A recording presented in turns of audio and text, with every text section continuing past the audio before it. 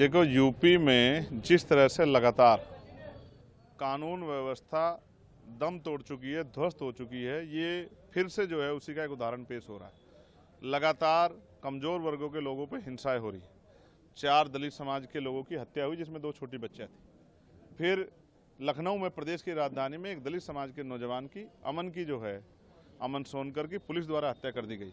और अब बहराइच की घटना, मुझे जिस व्यक्ति की जान गई है उसके लिए मुझे मेरी संवेदना उसके परिवार के लिए, और जिसने ऐसा किया उस पर सख्त कार्रवाई हो।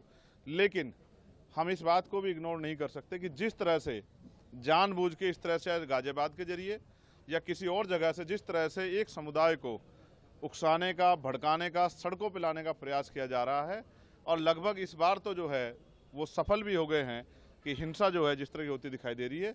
मैं इसका कड़े शब्दों में जो है इसका विरोध और निंदा करता हूं। लेकिन मैं मुख्यमंत्री जी से पूछना चाहता हूं कि ये कैसी सरकार है जिसमें कानून व्यवस्था पटरी पर नहीं आ पा रही। मैं ये भी आग्रह करूंगा कि सब लोग शांति बनाए रखें, और मैं राजनीतिक दलों से भी ये कहूँगा कि राजनीतिक नफा नुकसान को ना देखते हुए सब लोगों को राजनीति से ऊपर उठ के प्रदेश की कानून व्यवस्था सही रहे, इसका ध्यान रखते सब लोगों को शांति की अपील करनी चाहिए। लेकिन मैं इसके साथ साथ उत्तर प्रदेश के मुख्यमंत्री से भी ये कहूँगा कि उनको आज राजधर्म का पालन करना चाहिए और अपराधियों पर सख्त कार्रवाई करनी चाहिए, और कानून व्यवस्था जो है वो बहाल हो, असुरक्षा की भावना खत्म हो, और प्रदेश में और कहीं हिंसा की आग न जाए, इस बात का ध्यान रखते हुए सख्ती से कार्रवाई करनी चाहिए, जिससे कि आम जन अपने आप को सुरक्षित महसूस करें। अगर मुख्यमंत्री राजधर्म नहीं निभाते तो हमें मानना चाहिए कि ये सरकार का फेलियर तो है, और ज़्यादा उम्मीद सरकार से हम लोग नहीं कर सकते। यूपी कांग्रेस राष्ट्रीय अध्यक्ष अजय राय ने कहा है कि पूरे प्रदेश में जंगल राज है, बहराइच में गोलियां चल रही है, मुख्यमंत्री जी को इस्तीफा देकर मठ में वापस चला जाना चाहिए। ठीक है, ये उनका अपना निजी बयान है, मगर मैं आपसे फिर ये कहूँगा कि जब धुआं उठेगा तो सवाल पैदा होंगे। तो इसके लिए कौन जिम्मेदार है?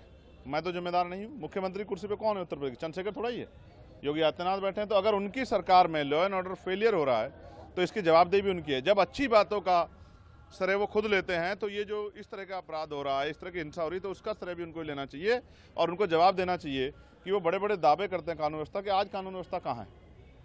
कौन सुरक्षित है उत्तर प्रदेश में? लगातार क्या बहन बेटियों पे हमले नहीं हो रहे हैं? लगातार क्या तमाम तरह से दलितों पे, मुसलमानों पे, पिछड़ों पे जुल्म नहीं हो रहे हैं? क्या लगातार नौजवानों पे जो है हमले नहीं हो रहे हैं? लगातार किसानों पे हमले नहीं हो रहे हैं? कहीं गुलदार से लोग परेशान हैं, कहीं जो है भेड़ियों से लोग परेशान हैं, लोगों की जीवन रक्षा भी हम लोग नहीं कर पा रहे हैं। तो सरकार कर क्या रही है और किसके लिए काम कर रही?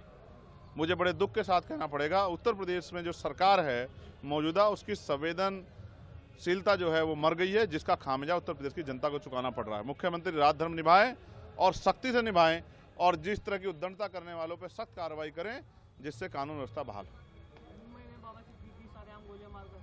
अब आप मुझसे ये मत कहिएगा कि सहयोग से वहाँ भी एनडीए की सरकार, ये डबल इंजन की सरकार, ट्रिपल इंजन की सरकार लोगों की रक्षा नहीं कर पा रही, ना आम आदमी की, ना किसानों की, ना नौजवानों की, और ना व्यापारियों की, ना नेताओं की।